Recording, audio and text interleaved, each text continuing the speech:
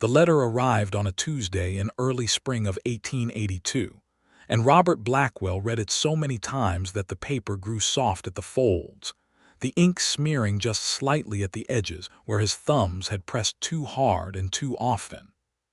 He set it on the kitchen table of the small house he had built with his own 2 hands on the outskirts of Cutter's Bend, Texas, and he looked at it the way a man looks at something that is both a promise and a threat, something that could save him or destroy him depending entirely on what happened next. The letter was from the matrimonial agency in St. Louis, confirming that one Miss Stella Brooks, age 24, formerly of Richmond, Virginia, would be arriving by stage to Cutter's Bend on the 15th of April, 1882. She had read his advertisement in the Eastern Gazette, had written 3 careful letters full of proper sentences and measured curiosity, and had eventually agreed to come west to be his wife. Robert was 30 years old. He had 160 acres of decent land, a herd of 40 cattle, 2 horses, a barn, a smokehouse, and a house with 2 bedrooms that he had finished building in February specifically because a woman was coming. He had no family left in Texas. His mother had died of fever when he was 16. His father had been killed in a dispute over water rights when Robert was 22, leaving him the land and leaving him entirely alone on it. He had 2 good neighbors, a Mexican rancher named Ernesto Vega, who lived 3 miles to the south, and an old widow named Clara Tate, who lived 2 miles to the east. And beyond that he had the cattle and the sky and the long grinding silence that came every evening when the sun dropped behind the hill, and there was no one to say a word to. He had placed the advertisement because of that silence. Not because he was desperate, he told himself, but because a man needed company, needed purpose, beyond just the daily labor of keeping land alive. He had specified in the advertisement that he was looking for a practical woman, a woman willing to work, a woman who understood that the frontier was not a romantic place but a demanding one. He had been honest to the point of bluntness, and he had half expected no replies at all. Stella Brooks had replied within 3 weeks. Her first letter was brief and direct. She wrote that she was a practical woman, that she had been working as a seamstress in Richmond since the age of 18, that she had no family obligations holding her east, and that she had always believed the West offered something the East could not. She did not write what that something was, and he found himself reading that gap in the letter, that deliberate vagueness, with more interest than he had felt about anything in a very long time. He wrote back. She wrote again. He wrote again. 3 letters across 4 months, and somewhere in the careful measured language of those letters something had shifted for Robert Blackwell, something quiet and stubborn and entirely inconvenient. He had started to look forward to the letters the way he used to look forward to rain, the way something in the chest eases when what has been dry, finally, gets what it needs. He had started, against every practical instinct he possessed, to want this woman to arrive. The 15th of April came. Robert put on his cleanest shirt. He drove the wagon into Cutter's Bend, and he tied the horses outside the general store, and he walked down to the stagecoach depot where the midday stage from Fort Worth came through 3 times a week. There were a handful of other people waiting, a merchant expecting dry goods, a ranch hand collecting a package, the depot manager named Holt who wore the same dusty vest every single day and who nodded at Robert without saying much. The stage arrived at 12:30. It was a fine spring day, warm enough that Robert's collar felt tight, the sky a deep cloudless blue that went on forever in every direction the way Texas skies did. Dust rose from the road as the Concord coach came rolling in, the driver calling out, the horses blowing hard from the long run. Robert stood with his hat in his hands and his heart beating in a way that embarrassed him slightly, watching the door of the coach open. 3 passengers stepped out. A heavy-set merchant, an older man Robert did not recognize, and a young woman who was not Stella Brooks. He stood there and waited. No one else came out. Holt checked the manifest and confirmed what Robert already understood. No Stella Brooks on this stage. He went back to the wagon and sat on the bench and looked at the road for a while, telling himself this meant nothing, that stages were delayed all the time, that the roads between Fort Worth and further east were unpredictable in spring when the rains could turn the crossings muddy and slow everything down. He drove home and fed the cattle and told himself to be patient. The second day came. He drove back to Cutter's Bend for the midday stage. He stood at the depot and watched the door of the Concord coach open and let out its passengers. And again, Stella Brooks was not among them. Holt looked at him with something that was not quite pity but was close enough to be uncomfortable. "Happens sometimes," Holt said. "Roads are bad east of Mineral Creek. Stage from Fort Worth had some trouble the last run, I heard." Robert nodded. He went to the general store and bought the supplies he needed and drove home and told himself that the third day would bring her. He cooked his own supper that evening, salt pork and beans, and he sat at the kitchen table with the letter in front of him and the second bedroom behind the closed door down the short hall, and he did something he had not expected to do. He talked to the empty room. Not out loud exactly, but in the way a man's mind talks when it has run out of other occupations. He thought about what she might be like. He had formed an impression from the letters, careful and honest and quietly curious, and he wondered if the reality of her would match the impression, and then he caught himself wondering and felt foolish and went to bed. The third day came and went, and the stage brought no one named Stella Brooks. Robert sat in the wagon outside the depot for a long time that afternoon. He did not immediately drive home. He sat with the reins loose in his hands and the horses standing patient in the dust, and he let himself feel the thing he had been refusing to feel, which was that he had been a fool. Not a spectacular fool, not a ruined fool, but a fool in the quiet, ordinary way that a man becomes when he lets himself want something before it is real. He had let her become real in his mind too early. He had let those 3 letters do more than they should have done. He had built a second bedroom and bought a second set of dishes and planted a kitchen garden with more variety than a single man needed. And now, he was sitting outside a stage depot in a clean shirt for the third day in a row like a man waiting for a train that had jumped the track somewhere in the middle of nowhere. He drove home. He put the horses in the barn. He went into the house and he took the 3 letters from Stella Brooks and he put them in the drawer of the small desk in the corner of the main room, and he closed the drawer. He did not throw them away. He was not given to dramatic gestures. But he put them away and he told himself that whatever small green shoot of hope had been growing in his chest since the first letter arrived, it was time to pull it up before it got any deeper and caused any more damage. He went out to check the cattle. The evening was long and golden and indifferent, the way evenings on the Texas plain always were, beautiful in a way that felt like it had nothing to do with him personally, beautiful the way a painting is beautiful, something you can see but not touch. He walked the fence line along the eastern pasture and told himself that he was fine, that he had been fine before the letters and he would be fine without them, that a man with land and cattle and a well-built house had no real cause for complaint.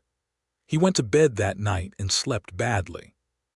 The next morning was the 16th of April, and it started the way most mornings on the ranch started, with Robert up before the sun to feed and water the horses and check on the cattle and light the stove and make coffee strong enough to wake the dead. He had made his decision in the bad sleep of the night before. He would ride into Cutter's Bend today, not to the depot, but to the post office, and he would write a letter to the matrimonial agency in St. Louis informing them that the arrangement was dissolved. It was the practical thing. The woman had not come. 3 days without a word was enough time for a man to understand that something had changed on her end, that she had perhaps found another situation or simply lost her nerve or reconsidered the whole business. Whatever the reason, he would not sit out here waiting indefinitely. He had given it 3 days. He was done. He drank his coffee standing at the window and looked at the empty road that ran past his property toward town, and he told himself firmly that he was done, and almost believed it. He had just turned away from the window to get his hat and his coat when he heard it. The sound of wheels on the road outside. Not the heavy rumble of the regular stage, but something lighter, a single-horse conveyance moving at a clipped pace. He paused with his hand on the coat hook and listened, and then, because he could not help it, he went back to the window. Coming up the road from the direction of town was a small rented buggy, and in it was a young woman driving alone, sitting very straight with the reins in her hands and a carpetbag wedged beside her on the seat, her dress travel-worn and dusty and her hat slightly askew, and she was looking at the house numbers on the fence posts with the focused expression of someone who had been looking for something for a very long time and was not going to miss it now that she was close. Robert stood at the window and did not move. The buggy turned up his drive. He watched her pull the horse to a stop in front of the house. He watched her sit there for just a moment, collecting herself, and then she stepped down from the buggy with a kind of careful, deliberate grace, and she picked up her carpetbag and she walked to his front door and knocked. He was already moving toward the door before the second knock landed. He opened it. She was standing on his porch in the morning light, and she was road-dusty and tired around the eyes in a way that said she had not slept much in recent days, and her hat was indeed at a slight angle that she did not seem to be aware of, and she was looking at him with an expression that contained about 17 different things at once, the chief among them being something that struck him as a kind of fierce, determined calm. Like a woman who has made up her mind to do something difficult and has committed herself fully to it. "You are Robert Blackwell," she said. It was not quite a question. "I am," he said. "I am Stella Brooks," she said. "I know I am 3 days late." "I know that is not nothing. I want to explain, if you will let me, because I am aware that a man in your position has every reason to have given up on this arrangement by now, and if you have, I will accept that and take myself back into town and not trouble you further. But I hope you have not." Robert looked at her for a moment. He thought about the drawer in the desk in the corner of the main room, where the 3 letters were sitting folded and carefully put away. He thought about his coat on the hook and the letter he had been about to go write at the post office. He thought about the 3 days of driving to the depot and standing in the sun and driving home again to the empty house. And then he looked at this woman standing on his porch with her dusty dress and her tilted hat and her 17 different expressions, and he felt something inside him loosen the way a knot loosens when the right amount of pressure is applied in exactly the right direction. "I am glad I had stayed," he said quietly. Something moved across her face. Not relief exactly, though relief was part of it. Something deeper than relief, something that looked like it had been waiting a long time for a reason to be there. "Then let me explain," she said, "because you deserve the explanation." He stepped back from the doorway and gestured her inside, and she came in, and the house that had been empty and silent for 3 long days suddenly felt, for the first time, as if it had been waiting for exactly this. She set her carpetbag down beside the door, and she looked around the room with careful attention, taking in the kitchen table and the stone fireplace and the 2 chairs and the desk in the corner, and the window that looked out over the front pasture where the spring grass was coming in green, and the cattle moved like dark, slow shapes in the distance. He could see her forming impressions the way he had formed impressions from her letters, reading the room the way she might read a page, learning what she could from what was visible. "Sit down," he said. "I have coffee." "I would be very grateful for coffee," she said. He poured 2 cups and set them on the table and sat down across from her, and she sat very straight in the chair the way she had sat straight in the buggy, as if good posture were a principle she had decided on early in life and had never revisited. She wrapped both hands around the coffee cup and looked at him over the rim of it and took a long breath. "I should start from Fort Worth," she said. "I arrived there on the 12th, which would have given me plenty of time to catch the regular stage and be here on the 15th as planned. I had my ticket. I had my bag. I was waiting at the stage depot and everything was in order. She paused and something complicated moved through her expression, something that had a little anger in it and a little residual fear and something harder underneath both. There was a man at the depot, she said. He had been on the same train from St. Louis. He had noticed me on the train in the way that a certain kind of man notices a woman traveling alone, which is to say, in a way that made me very careful to stay in visible public spaces. At the depot in Fort Worth, he approached me and asked where I was heading. I told him that was my own business. He was persistent. I moved away from him. He followed. Robert's hands tightened slightly around his coffee cup. He said nothing. He was not violent, she said quickly. He did not touch me. But when I went to board the stage, he bought a ticket for the same stage. And something in the way he looked at me when he did it made me understand that if I got on that stage with him and spent 12 hours on a remote road, the situation might become more difficult than it already was. I know how to read a situation, Mr. Blackwell. I have been reading situations like that my whole adult life, and everything about that man told me I should not get on that stage. Robert said nothing. He was listening. So I did not get on the stage, she said. I waited. I told the depot manager I had forgotten something and I watched the stage leave with that man on it.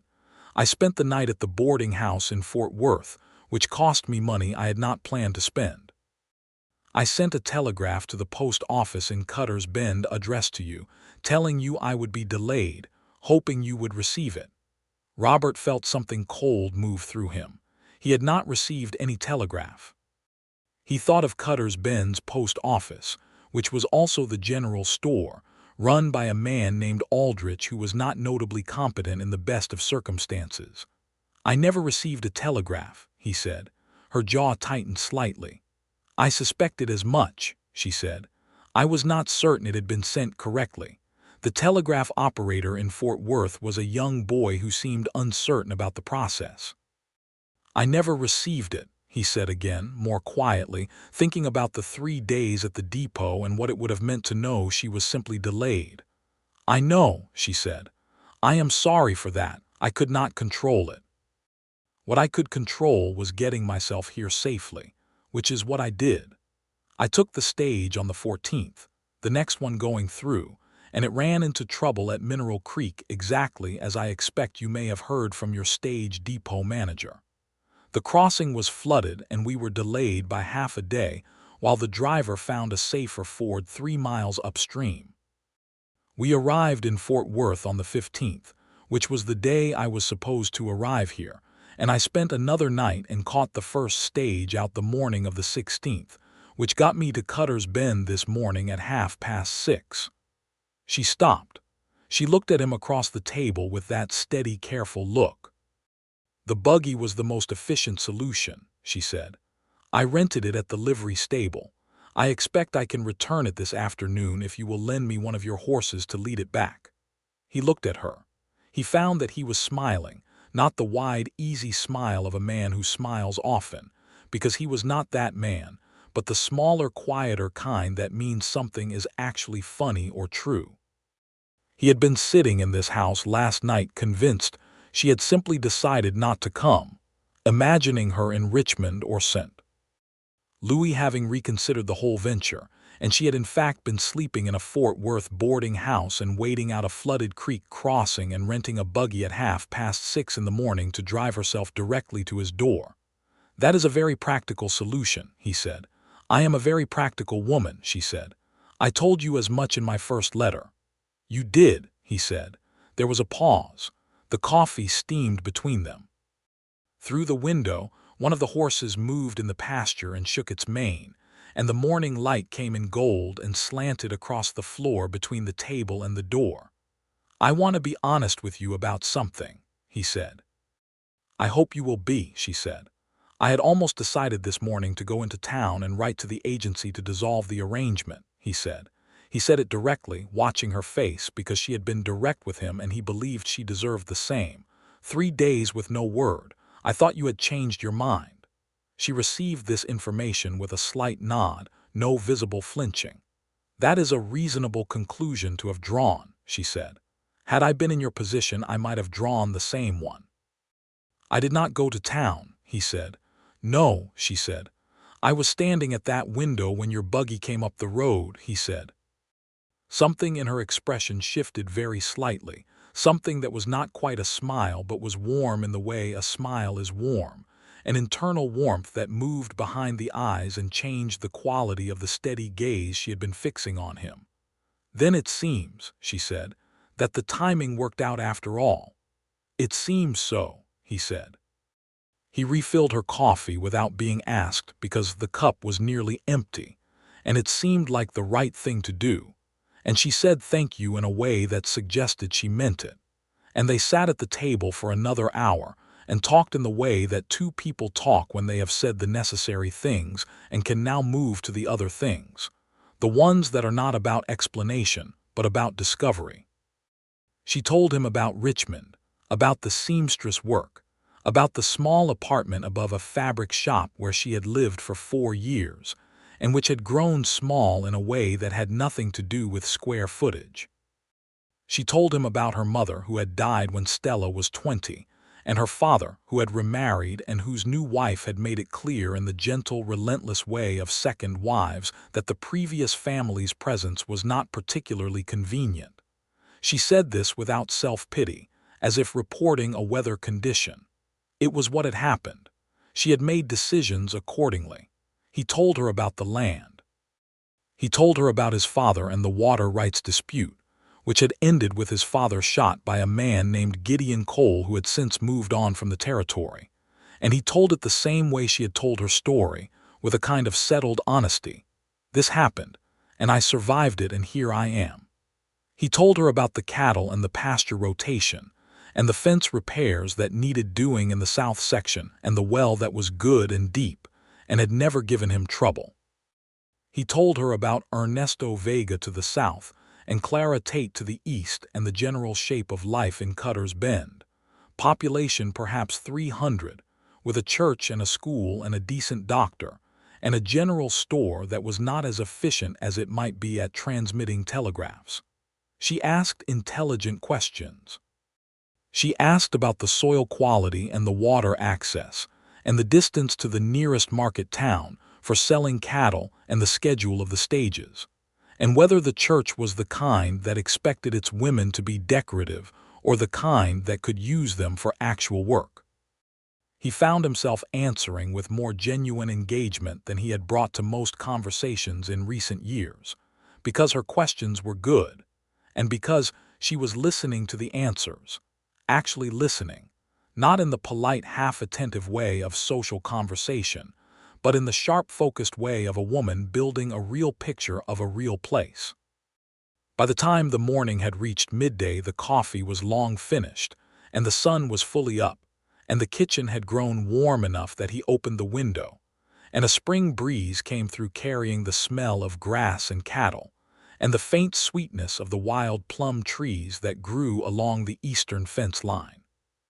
"I should let you know," he said, "that I did not expect this to work." She raised an eyebrow, a small expressive motion that he found he liked very much. "The arrangement, all of it," he said. "The letters, the whole process. I placed the advertisement because I was practical enough to recognize I needed company, and I was not in any position to go looking for it the usual way.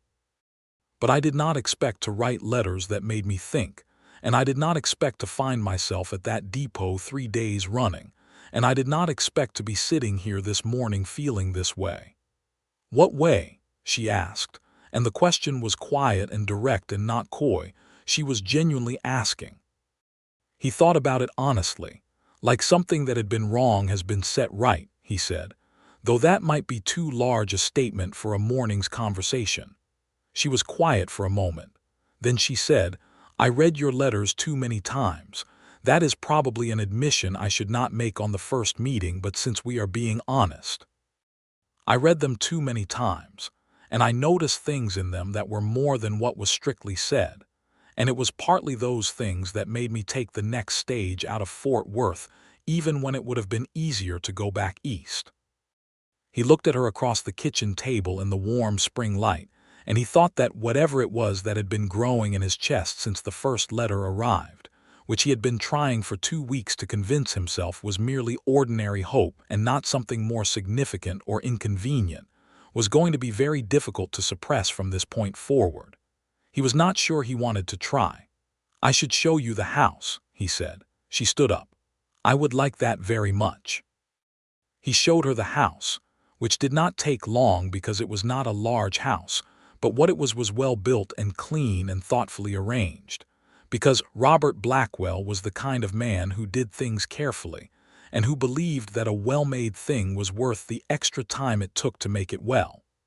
He showed her the main room with the fireplace and the desk and the 2 chairs. He showed her the kitchen with the iron stove and the good shelving he had put up the previous autumn and the window over the work counter that looked out toward the barn. He showed her the first bedroom, which was his, brief and without comment, just the doorway so she could see the shape of it. And then he showed her the second bedroom.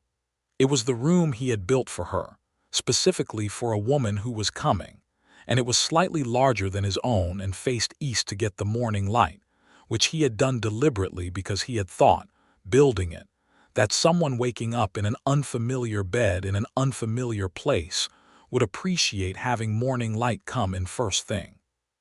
He had put up proper shelving on the east wall, and there was a washstand with a good basin and a window that looked over the side yard toward the wild plum trees. She stood in the doorway of that room for a longer moment than she had stood in any other doorway. Then she said, "You built this for whoever was coming." "Yes," he said. "You built it well," she said. "Thank you," he said. She turned and looked at him, and there was something in her face that was past the practical and the direct, something that came from the part of a person that the practical and direct parts usually stand guard over. "No one has ever built anything for me before," she said, not plaintively. Just as a fact, the same way she said everything, as something she had noticed and was now reporting. He did not know what to say to that, so he simply nodded and said, "It is yours." She unpacked her carpetbag that afternoon. He returned the rented buggy to the livery stable in town himself, leading it behind his roan horse, and while he was in town he stopped at Aldrich's store and post office and inquired, somewhat curtly, about the telegraph that should have arrived 3 days ago. Aldrich dug through a drawer with increasing embarrassment and eventually produced a crumpled telegraph slip that had indeed arrived on the morning of the 13th, and which Aldrich had put in the drawer intending to send a boy out to the Blackwell ranch, and had simply, in the way that Aldrich did things, not done. Robert took the slip without comment, though the effort of not making a comment was visible in the set of his jaw. He rode home in the late afternoon along the road he had driven 3 times in the past 3 days with an empty wagon, and this time when he came over the small rise that let you see the house and the barn and the south pasture all at once, there was smoke coming from the kitchen chimney, which meant she had lit the stove, which meant she was cooking supper, which meant the house was not empty. He sat on the horse on the rise for a moment and looked at the smoke and felt something that was not complicated at all, something so simple it was almost startling in a man who had been complicated about things for several years. He felt glad. Straightforwardly and completely glad, the way the earth is glad for rain. He put the horse in the barn and went inside. She had found the salt pork and the cornmeal and had made corn bread in the cast iron skillet, and was finishing a pot of beans that smelled considerably better than any beans he had made recently.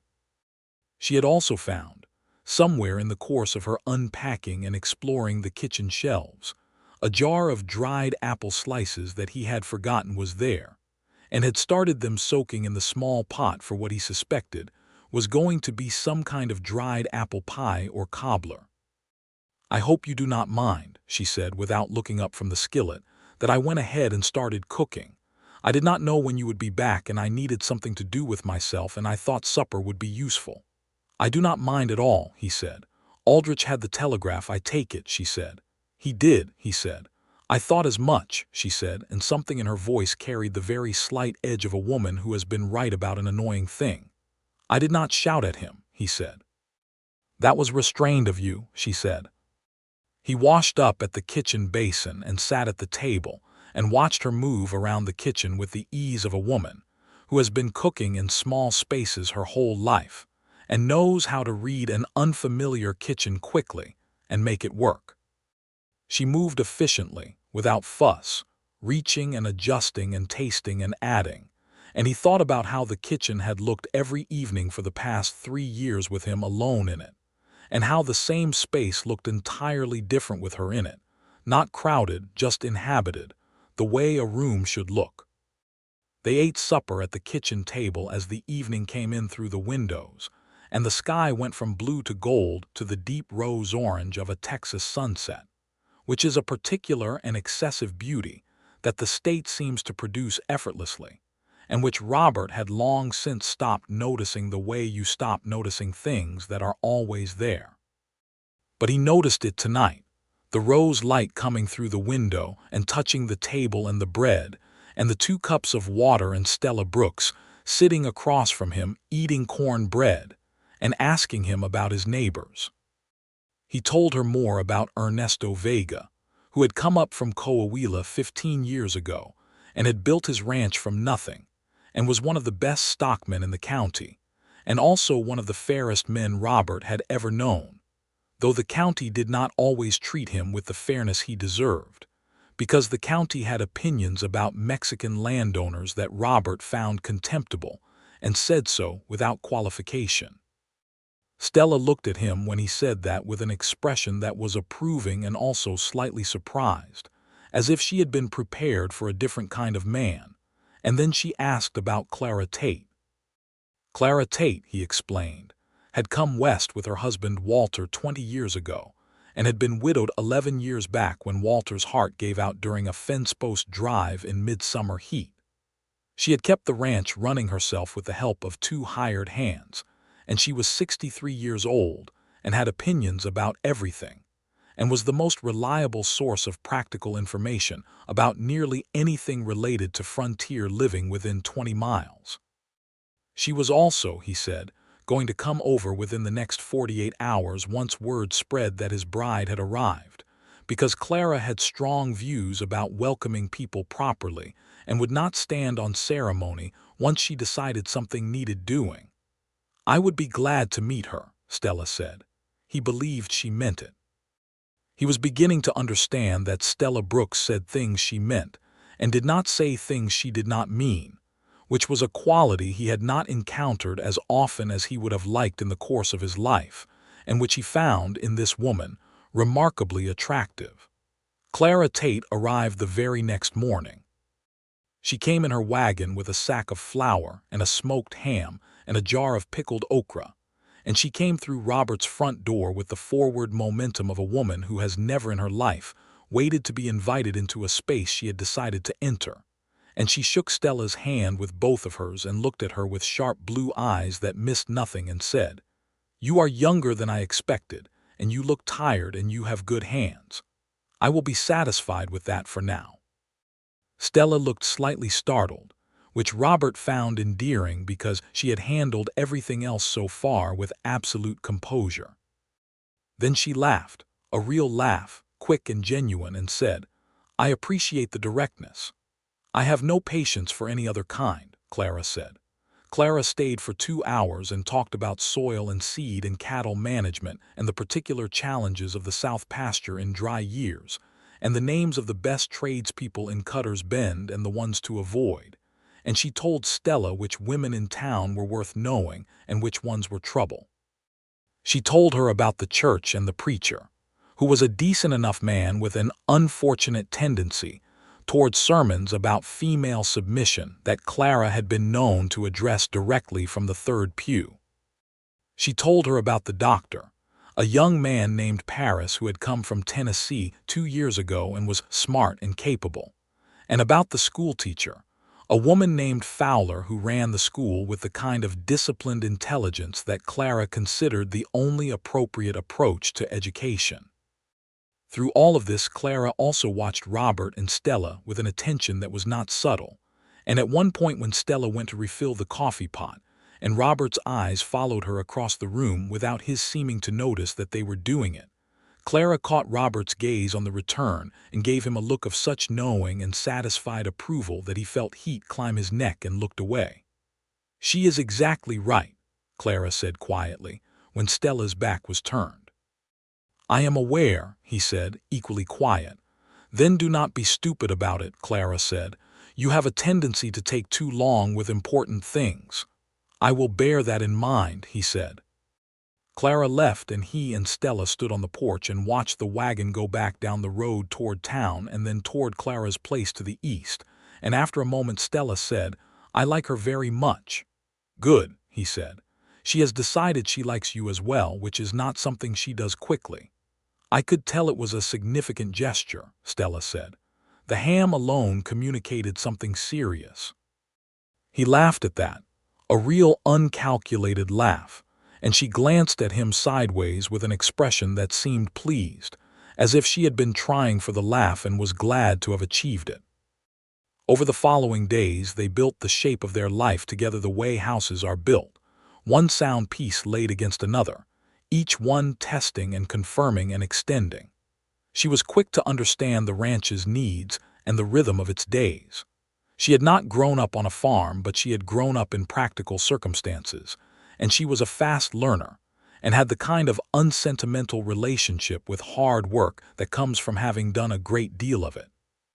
She took over the kitchen without being asked, because it was efficient to do so, and she clearly enjoyed cooking in a way that transformed it from a daily necessity into something closer to an art. She asked him to teach her about the cattle because she said it made no sense to live on a cattle ranch without understanding the cattle, and he did, taking her out to the pasture and showing her how to read the condition of the herd, how to spot early signs of illness, how to manage the pasture rotation, all of it. And she listened and remembered everything the first time, and asked follow-up questions that demonstrated she had been thinking about what she had been told. She could ride. He had not expected that, but she could, reasonably well, having learned on a cousin's farm in Virginia as a girl. He put her on the bay mare, which was the gentler of his two horses, and they rode the fence line together one morning, and she handled the mare with quiet competence, and he thought again about the gap between what he had expected and what was actually here, and how the actual was better than the expected in ways he had not been imaginative enough to anticipate. He found himself finding excuses to be in the same room as her. He was not a man who had spent much time examining his own feelings. It was not a habit he had cultivated, but he was honest enough to recognize when a pattern was present, and the pattern of his days had rearranged itself quietly and completely around the fact of her presence. He found the work better with her there. He found the evenings, which had been the hardest part of the long loneliness, entirely different now, not just filled but genuinely good, because she was good company in the specific way that means a person makes you feel that the time spent is worthwhile. They talked in the evenings after supper, which became a habit that neither of them proposed and neither of them questioned, just a thing that happened because the kitchen table and the two chairs and the dying light and the coffee were all there, and so were they. She told him more about Richmond, and he told her more about the early years after his father died, the years of working the ranch alone, and making the mistakes that a 22-year-old makes when he suddenly has to know everything and has no one to ask. She told him about learning to sew, how she had hated it at first, and how she had come to love it when she realized it was actually a problem-solving exercise, every seam and cut a decision, and how that had translated to a respect for all forms of craft that included, she said, the craft of building a house that caught morning light properly. He understood what she meant by that. She was telling him she had noticed the bedroom, the way it faced east, that she had thought about why it faced east and had understood his intention. He did not say anything about it directly, but he thought she could see that he had heard her.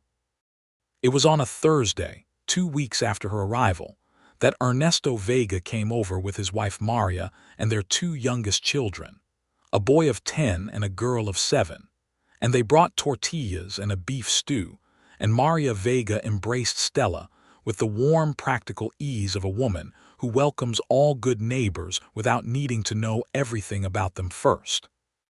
Ernesto shook Robert's hand and said with great sincerity, and also the slight formality that he maintained in his English, even though his English was entirely fluent, "I am very glad your bride arrived, my friend. You were becoming an extremely poor card player." "Was I?" Robert said. "You were thinking about other things during the games," Ernesto said. "It was obvious." "I was thinking about cattle prices," Robert said. "You were thinking about letters," Ernesto said, and Maria laughed, and Stella, who had heard this exchange while arranging the food on the table, turned and caught Robert's eye with a look of pure amusement that made him feel, for one brief undignified moment, like a very young man. The evening was a good one.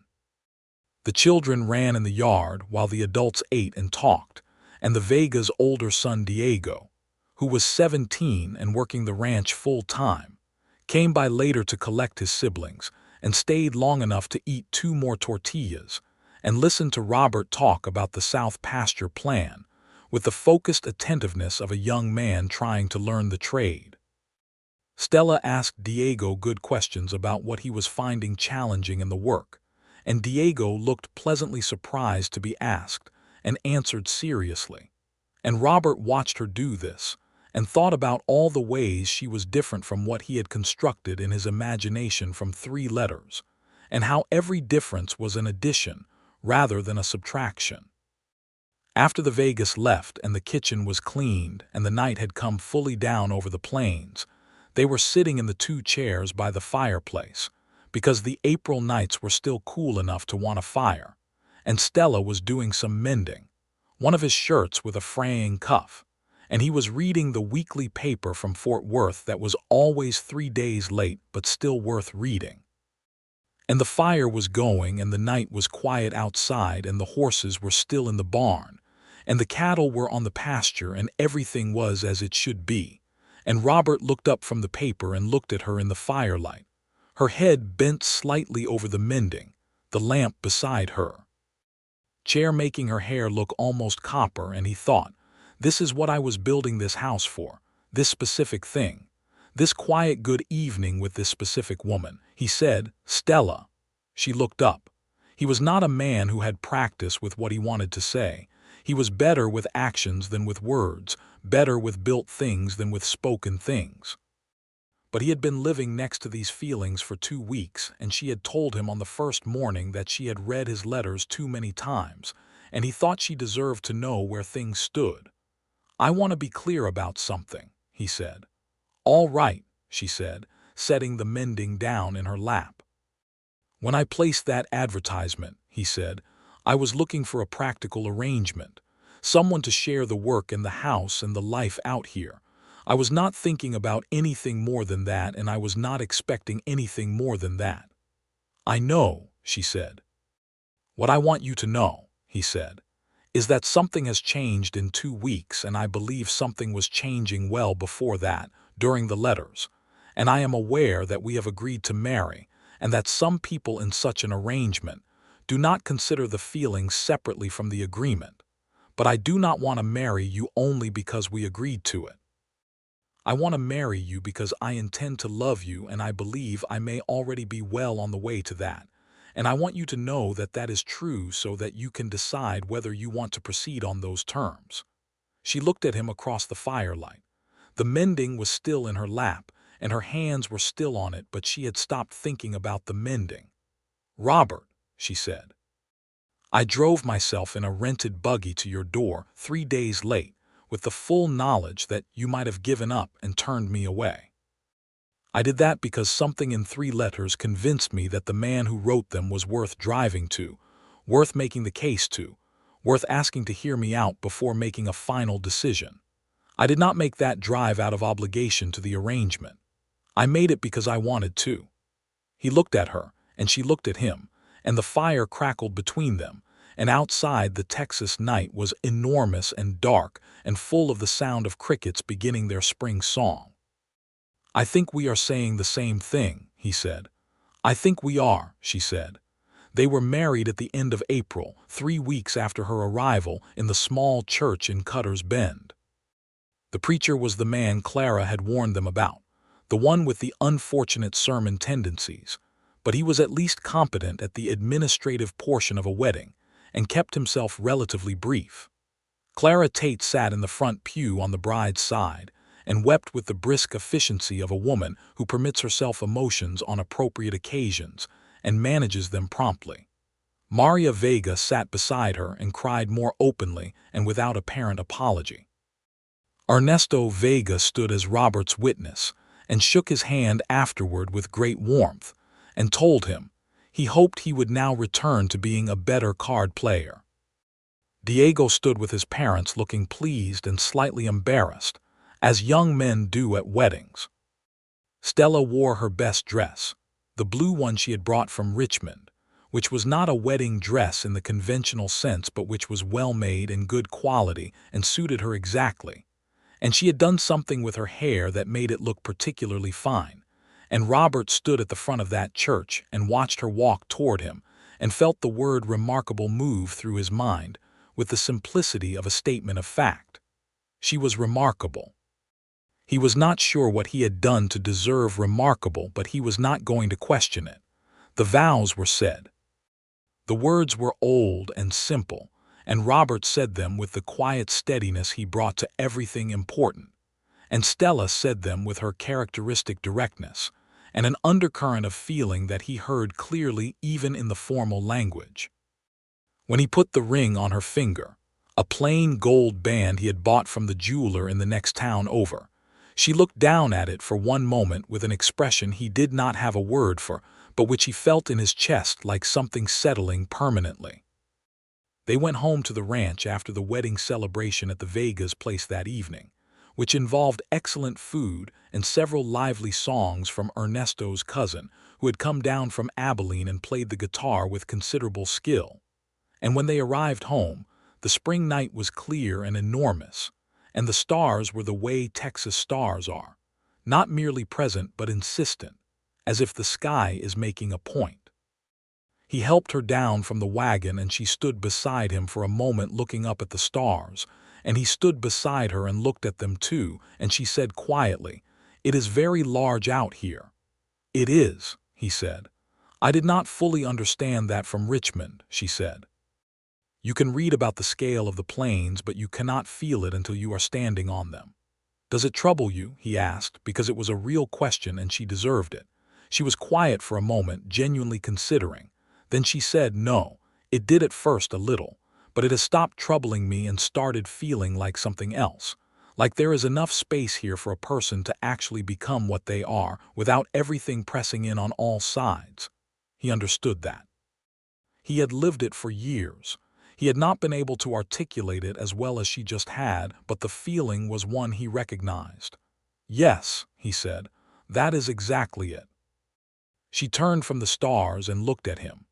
The lamplight from the front window touched her face and she was smiling, not the quick, pleased smile of someone who has heard something funny, but the slower, deeper kind that comes from feeling met, from having said something true and been understood. He kissed her. It was their first proper kiss, not the ceremonial brush of lips at the church ceremony, but the real thing, both hands, the whole truth of it. And she kissed him back with the same wholehearted directness that she brought to everything. And the enormous Texas night was all around them, and the stars kept their counsel, and the spring air was sweet with wild plum and new grass. The summer came in hard and bright the way it always did on the Texas plain, and Stella took to it the way she took to everything, with a combination of clear-eyed assessment and practical adaptation. She had come from a humid Virginia summer, and the dry, relentless heat of a Texas July was a different creature entirely, and she spent 2 full weeks being hotter than she had ever been in her life, and said so without complaint, but with an admirably complete inventory of exactly how hot she was, and then she adjusted and was fine. She got up before dawn like he did. She wore sensible clothes and a hat with a proper brim. She expanded the kitchen garden considerably beyond what he had planted in spring, adding tomatoes and squash and peppers and a long row of beans. She put up preserves in the July heat like a woman who knew that winter was inevitable and planned accordingly. They argued for the first time in July about the south pasture fence. He thought it needed complete replacement. She thought it needed targeted repair, and said his plan to replace the whole thing was economically inefficient given that 3/4 of it was still sound. They stood in the south pasture in the July heat and argued about it with the intensity of two people who both know what they are talking about and neither of whom is wrong, exactly, just differently weighted in their priorities. He was prioritizing long-term durability. She was prioritizing current cash flow. Both positions were reasonable and both of them knew it, which did not make either of them less committed to their own position. They resolved it the way they resolved most things, by actually listening to each other. He conceded that replacing the whole fence was not financially ideal this season. She conceded that the weakest third of it needed proper replacement and not patch repair. They compromised on replacing the weak third now and addressing the rest the following year. As arguments when it was brief and functional and resolved by dinner, and he thought it said something good about both of them that they could do that the argument did not linger or calcify into resentment but moved through the day and was done. That evening she said, "You are very hard to stay angry at." "I was not aware you were angry," he said. "I was a little angry," she said. "You had a slightly infuriating air of being right." "I was only partially right," he said. "Yes, but you did not know that at the time," she said. He considered this. "Fair point," he said. She was watching him with that look she had, the one he had been cataloging since the first morning, the look that was warm and amused and direct all at once, and he thought for perhaps the 100th time since her arrival that he had been given something he had not expected and did not entirely deserve but was going to work every day of his life to be worthy of. "You are not difficult either," he said. "In case you were wondering," she blinked slightly, "he did not say soft things often." She had noticed that about him and had not pushed for them, had seemed to understand that the soft things existed and were simply located inside a man who expressed them through actions more naturally than through words. But he was learning slowly to say them as well because she deserved both. "That is perhaps the most roundabout compliment I have ever received," she said. "I am working on being more direct," he said. "You can take your time," she said. Ernesto Vega came over in August with troubling news. There was a man in town who had been asking questions about the water rights to Mineral Creek, which ran along the north edge of both Robert's land and Ernesto's. The man's name was Carver, and he represented a cattle operation out of Dallas that was looking to expand into the territory. And his questioning had taken on the particular shape of someone who was exploring whether existing claims could be challenged or maneuvered around. Robert and Ernesto had both filed proper water rights claims years ago and had the documents to prove it, but both of them had also lived long enough in Texas to know that having proper documentation did not always prevent a well-financed operator from making life difficult. They rode into Cutter's Bend together and spoke with the county clerk, a careful man named Simpson who knew the land records thoroughly, and confirmed that both claims were solid and registered. They then had a brief and pointed conversation with the man Carver in the saloon, which Robert conducted with a quiet that was more effective than shouting would have been, making it perfectly clear that both the legal and practical obstacles to interfering with their water claims were formidable, and that neither he nor his neighbor had any interest in discussion on the subject. Carver was a calculating man rather than a brave one, and he read the room correctly. He moved on 2 weeks later, which Simpson confirmed from a land inquiry withdrawal filed with the county office. Robert came home that evening and told Stella about it, and she listened with the focused attention she gave all serious matters and then said, "Is it resolved?" "I believe so," he said. "Good," she said, "because I have enough to manage with the fence project and the garden harvest, and I did not want to add land dispute to the list." He laughed. "Also," she said more quietly, I am glad you and Ernesto handled it together. He is a good man, and this territory does not always treat him as one, and I am glad you went to the clerk with him and stood with him in the saloon." "Course I did," he said. "I know," she said. "That is what I am saying, that I am glad you are that kind of man." He looked at her.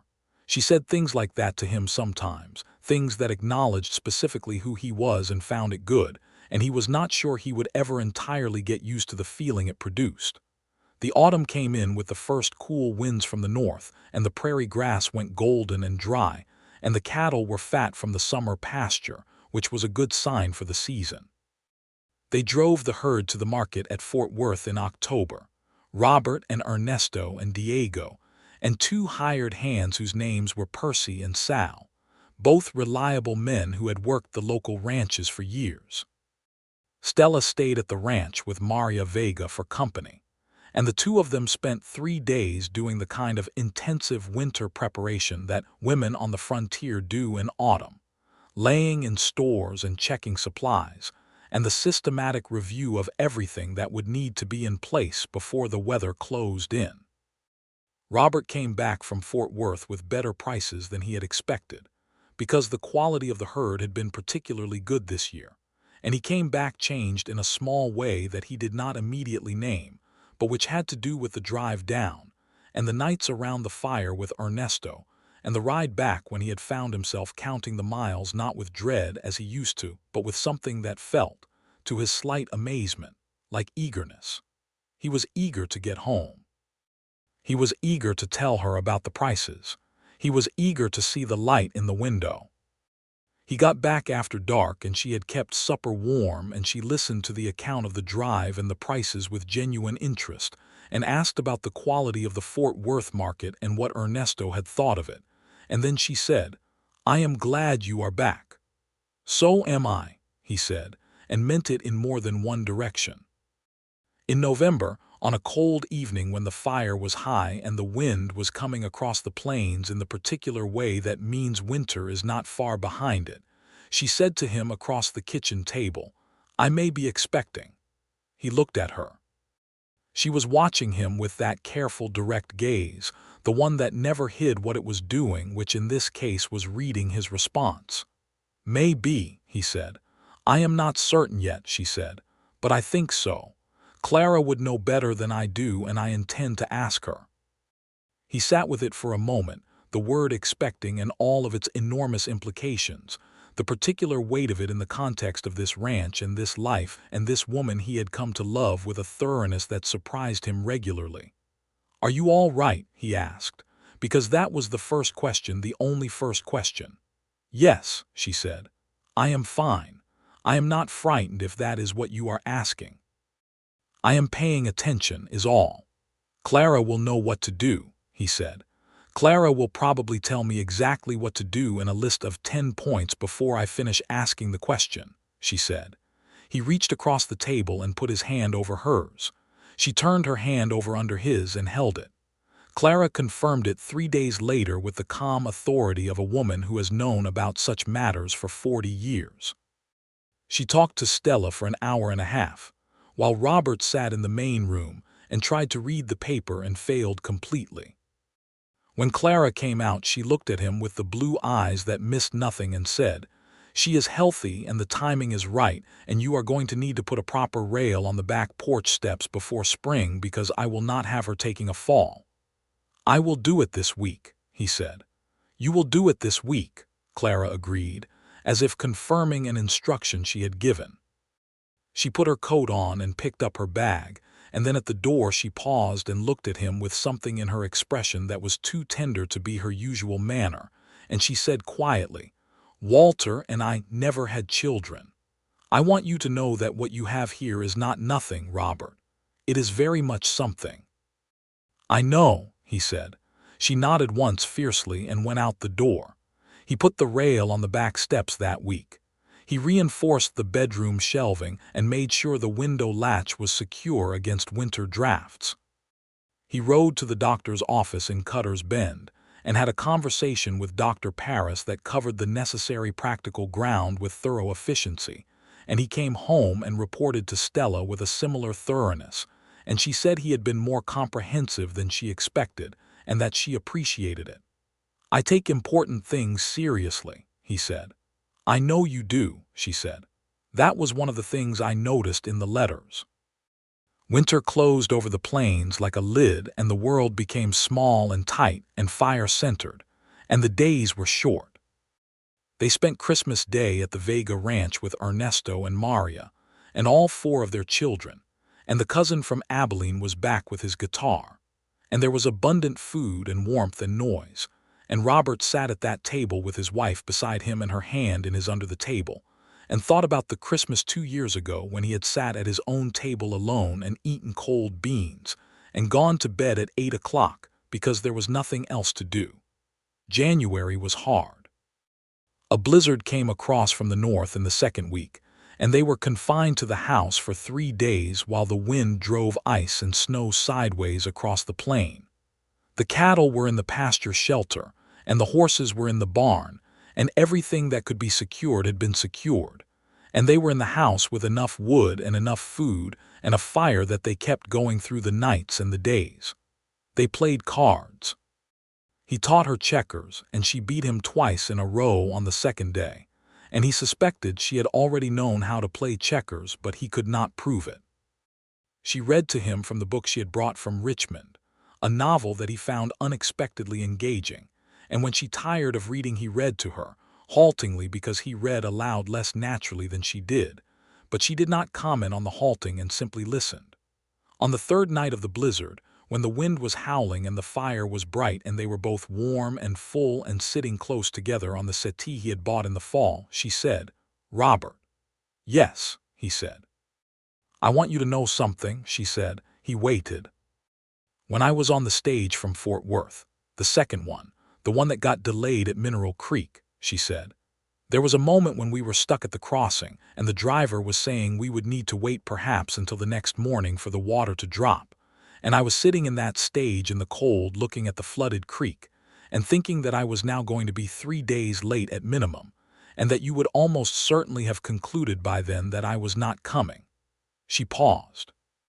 "And I was afraid, not of the creek or the delay, but that I had missed the chance, that the arrangement would be dissolved before I could make my case, that I would arrive and there would be no one at the door because you had given up." "I almost had," he said honestly. "I know," she said. "You told me. The morning I arrived, you told me you had been about to go right to the agency." She was quiet for a moment. "I am very glad you had not yet gone." "So am I," he said. "But what I want you to know," she said, "is that even sitting in that stage at that crossing, afraid I had missed it, what I was most afraid of was not the loss of the arrangement. I was afraid of losing the chance at you specifically. The man from the letters. I was afraid of losing the man who had built a bedroom to face east because someone might appreciate morning light." He looked at her in the firelight. The blizzard was enormous and cold outside the walls, and inside the walls was warm, and her face was the most important face he had ever seen. "You have not lost him," he said. "You have him quite thoroughly." She leaned against him, and he put his arm around her, and the fire burned, and the wind screamed outside, and the winter did what it could against the walls of the house he had built, and the house held. Spring came again, the second spring since her arrival, and with it the baby, who arrived on a morning in late March when Dr. Parris drove out in his wagon from town, and Clara Tate was already there, having arrived 2 hours earlier, as if she had known by instinct that the morning was the morning.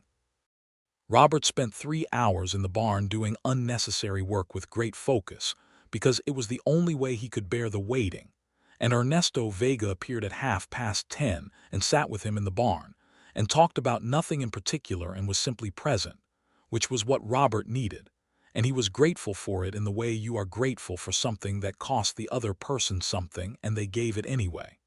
Dr. Parris came to the barn door at noon and said, "You have a son."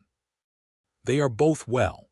Robert stood up from the hay bale he had been sitting on and then sat down again because his legs had done something unexpected. Ernesto put a hand on his shoulder. Robert took a breath and stood again properly and went to the house. She was in the east-facing bedroom in the morning light, which was now past noon light but still good light, and she was holding a small, red-faced, furious-looking human being who had apparently just finished being furious about something, and was now regarding the world with an expression of exhausted suspicion.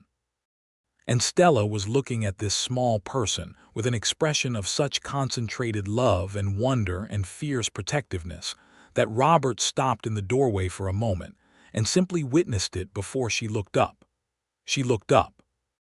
Her face was tired and radiant in the specific combination that belongs only to that particular moment, and she looked at him and said, "Come see." He came in and stood beside the bed and looked at his son, who was small and red and dark-haired and very thoroughly present, and he felt something that was too large for the room but was contained in the room by some grace of architecture or moment, or perhaps just by the walls he had built carefully with his own 2 hands. "He is wonderful," he said. "He is very loud," she said. "He has been expressing opinions at considerable volume since his arrival." "He gets that honestly," Robert said. She looked up at him with an eyebrow. "And which of us are you suggesting that comes from?" "I am suggesting nothing," he said, which was almost entirely a lie, and she knew it and smiled. Clara appeared in the doorway with 2 cups of coffee, and delivered one to each of them with the brisk competence of a woman who knows what is needed and provides it. And then she stood at the foot of the bed and looked at the baby with the expression she had worn in the barn when she told Robert what he had here was very much something. And Robert thought about what she had said and understood it in a new way. They named him Samuel Walter Blackwell. The Samuel was for Robert's father, whose proper name was Samuel and who had been called Sam his whole life. The Walter was for Clara's husband, and when they told Clara this, she made a sound that was not quite like anything Robert had ever heard from her before, and then excused herself to check the coffee and was gone for several minutes. Samuel Walter Blackwell was a loud, vigorous, decidedly opinionated infant who developed by 3 months into a loud, vigorous, decidedly opinionated baby, and he required large quantities of attention which both his parents provided with a thoroughness that occasionally surprised Robert, who had not known he had this capacity in him, and was discovering it with the same interest he brought to discovering other things he had not expected about himself since Stella's arrival in his life.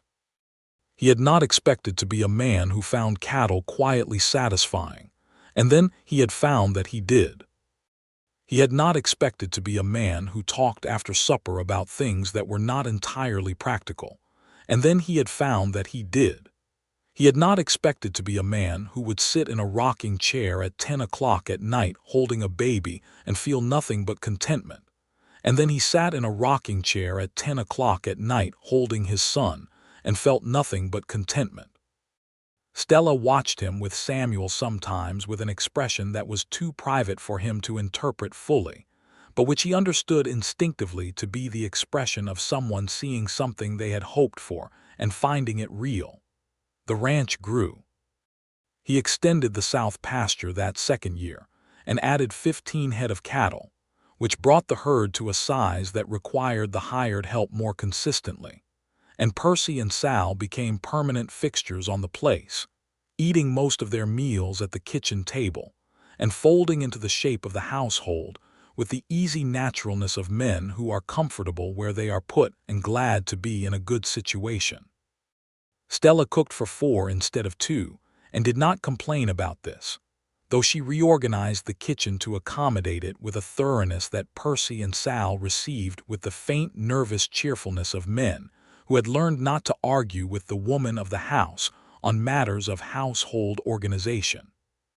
She started sewing again in the evenings once Samuel was old enough to manage more independent sleep, and she was very good at it in the way she was good at everything she turned her hands to, with complete attention and real skill. Clara Tate's winter coat needed replacing, and Stella made her a new one with a particularly warm lining, and Clara received it with a version of her characteristic briskness that was only slightly less brisk than usual and only slightly more emotional than usual, which from Clara was approximately equivalent to another person weeping openly. The second winter passed more comfortably than the first because they knew the rhythms now, knew how to prepare and how to weather the hard stretches, and how to find the warmth inside them. Samuel spent the winter learning to pull himself upright against things and survey his domain with the satisfied proprietorial air of a small person who is beginning to understand that the world is larger than they thought, and also that they are entirely equipped to manage it. Robert spent a significant portion of several evenings holding the baby on his knee and reading aloud from the Fort Worth paper, which seemed to satisfy Samuel as a form of bedtime story as well as anything else did. The third spring, Samuel took his first steps across the kitchen floor toward Stella, who was kneeling with her arms out and her face bright with the expression that Robert loved best on her, the one that was fully open and undisguised. And Samuel toddled those 3 steps and collapsed into her arms, and she swept him up and looked across the kitchen at Robert, who had been watching from the doorway with his coffee cup forgotten in his hand. And she laughed, that real quick, genuine laugh. In the 4th year they had a second child, a daughter this time, who arrived in September with considerably less drama than her brother had, as if she had observed Samuel's entrance and decided to do the whole thing more efficiently. They named her Clara. When they told Clara Tate her name would be carried by a small brown-haired girl with her mother's eyes and her father's stubborn set to the jaw, Clara Tate sat very still for a moment in the kitchen chair and then said, with a voice that was doing something slightly different than its usual firm business, "You did not need to do that." "We know," Stella said. "We wanted to." Young Clara grew into a girl with her mother's practical intelligence and her father's quiet stubbornness, and a laugh that she had inherited from some uncatalogued source that was so large and sudden that it surprised everyone, including herself. And Samuel took his role as older brother with a mixture of proprietary pride and competitive exasperation that was very correct and very familiar and very human. The 2 children ran the ranch in the way that children on ranches do, underfoot and useful in turns, learning the work before they understand they are learning anything, absorbing the rhythms of the seasons and the cattle and the land into their bones. Ernesto and Maria's daughter Elena was born the spring after young Clara and became her particular friend, the 2 of them inseparable from toddlerhood onward. And Diego Vega, who had grown into a careful and capable young man, built his own small house on the northern edge of his father's land, and was working the Vega ranch with a steady skill that Ernesto spoke of with a pride he did not bother to disguise. Clara Tate remained a fixture of their lives with the permanence of a well-planted fence post, coming over several times a week to help or advise or simply sit at the kitchen table and drink coffee, and watch the children, and talk with Stella in the particular way that the 2 women had been talking since the first day, with the direct honesty of 2 people who have decided to trust each other and have not regretted the decision. Robert observed this friendship with gratitude. Stella had come to this place knowing no one and had made it, genuinely and with her whole self, hers. She had made the land hers and the house hers and the neighbors hers and the kitchen garden and the cattle and the evenings and the mornings, and she had made him hers in the most thorough and willing way possible, and all of it was real and solid and built to last. One evening in the autumn of 1886, when they had been married for just over 4 years, and Samuel was 4.5 and young, Clara was just past 1, and the harvest was in, and the cattle were fat, and the days were shortening toward winter. They sat on the front porch after supper the way they had taken to doing in the evenings when the weather allowed, the 2 of them in the chairs he had made that summer with a view of the front pasture and the road and the enormous Texas sky going down into dark. He was thinking about nothing in particular, which was a luxury he had not known before and which he now recognized as one of the gifts of a life that was where it was supposed to be. Stella had her hands folded in her lap and she was looking at the sky. Samuel was in bed.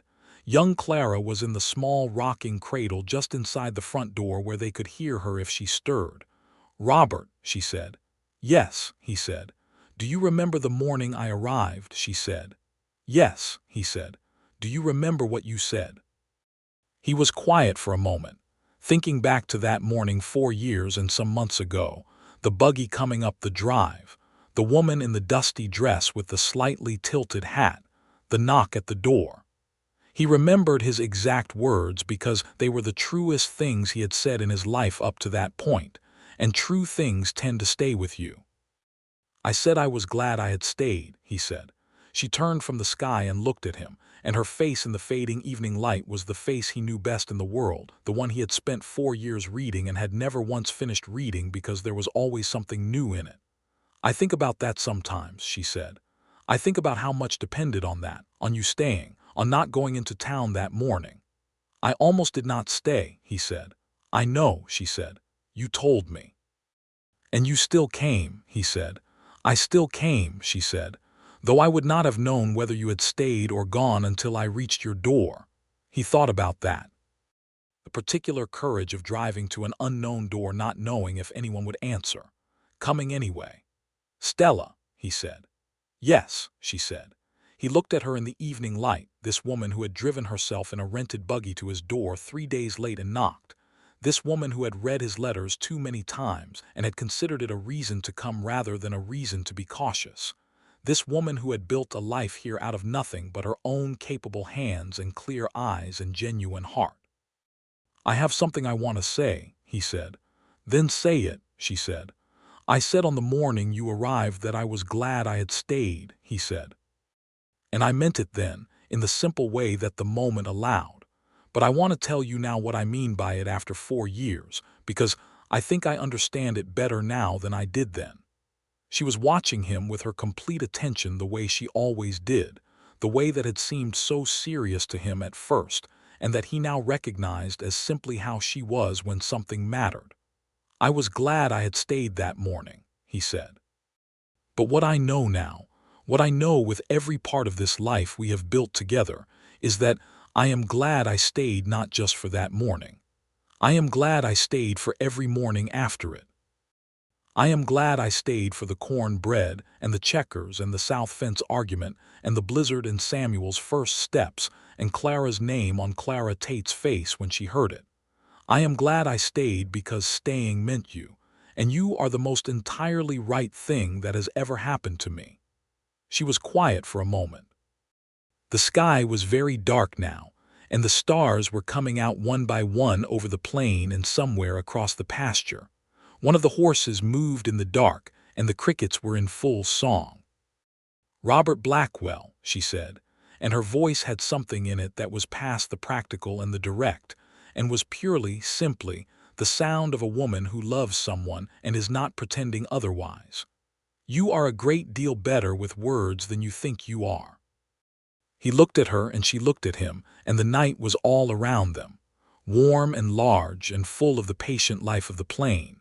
And he reached over and took her hand, and she held his, and they sat on the porch of the house he had built with his own hands in the enormous Texas dark. And the stars came out one by one until there were too many to count, and the world was exactly what it should have been all along. Inside the house, young Clara slept in her cradle.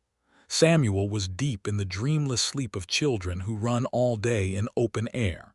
In the kitchen the dishes were washed and the stove was banked, and the 2 cups they had carried out to the porch were sitting on the rail where they had set them. Across the south pasture the cattle moved in the dark, unhurried. 3 miles to the south, Ernesto Vega was sitting on his own porch with Maria asleep inside, and Diego's lamp lit in his small house on the north edge of the property. 2 miles to the east, Clara Tate was reading by lamplight with the name Clara sewn into the lining of her new coat, and a contentment she did not often speak about but which was entirely real. The land went on in every direction, generous and indifferent and beautiful, and on it were all the lives that had been made and were being made, the small persistent human insistence on belonging somewhere, on building something, on finding the person worth driving a rented buggy to and knocking on the door for, on staying when staying is hard because what is on the other side of the waiting is worth every mile of the road that led to it. Robert kept Stella's hand in his as the night deepened, and the stars burned steady overhead, and the autumn wind moved through the dry grass at the edges of the pasture, with a sound like the page of a letter being turned, like the beginning of a sentence that starts with a man alone in a house he built for someone who had not yet arrived, and ends with everything that matters settled and present and whole. They sat there a long time. They had nowhere else to be. In the years that followed, the ranch grew prosperous, and the Blackwell name in Cutter's Bend became synonymous with a kind of quiet integrity, the sort of standing built not by ambition or display, but by consistent honest work and genuine care for the people around it. Samuel grew into a serious and capable boy with his mother's clear eyes and his father's steadiness, helping with the cattle from the time he could manage a lead rope, asking questions with the methodical interest of someone who intends to understand rather than just know. Young Clara grew into a small, fierce person with opinions and an enormous laugh, and a talent for sewing that she had from her mother, and that she practiced with a dedication that made Stella smile, the particular smile of a woman seeing something of herself reflected and finding it worthy. The second Clara, old Clara Tate, lived to see both children old enough to sit at her kitchen table and argue with her, which she received as the highest possible form of respect and affection. She died in the winter of 1891 at the age of 72, peacefully, and in her own bed with Stella beside her, and Robert handled the arrangements with the same quiet care he brought to everything, and the church in Cutter's Bend was full on the day of the service, in a way that Clara would have claimed to find excessive but would in truth have found correct. She left her ranch to Diego Vega in her will, a decision that caused a certain amount of muttering in some quarters of Cutter's Bend, and which Robert and Ernesto both publicly and firmly supported, and Diego, who had been helping Clara with the place for 2 years before her death, took it on with a respect that honored both the gift and the woman who had given it. Robert and Stella walked home from the funeral on a cold December afternoon with Samuel on one side and young Clara on the other, and the sky the pale washed gray of winter, and they were quiet for a long time because some silences are the right response and should not be filled.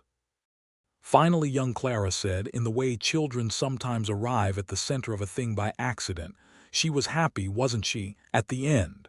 Stella and Robert both looked at her. Yes, Stella said, she was. Because she had people, young Clara said. Yes, Robert said, because she had people.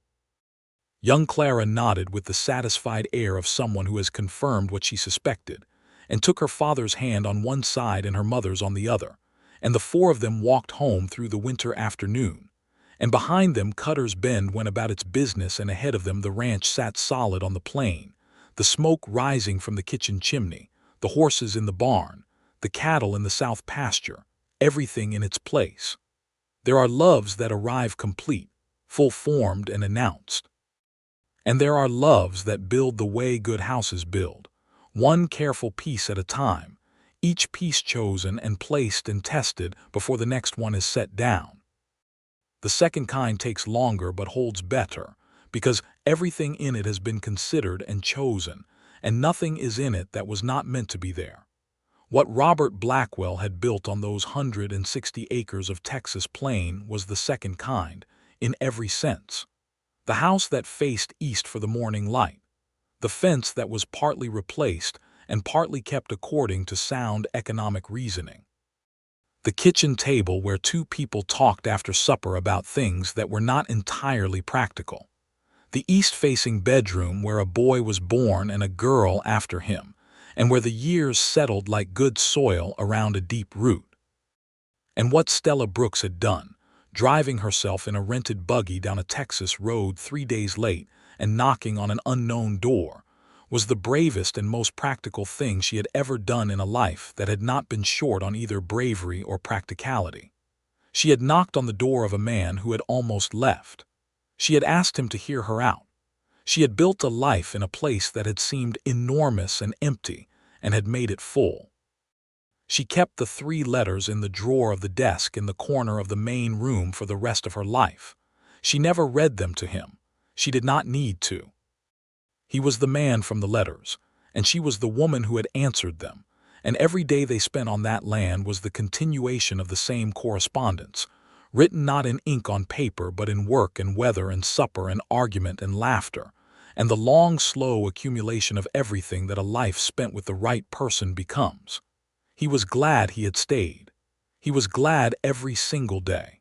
And she was glad every single day that she had come.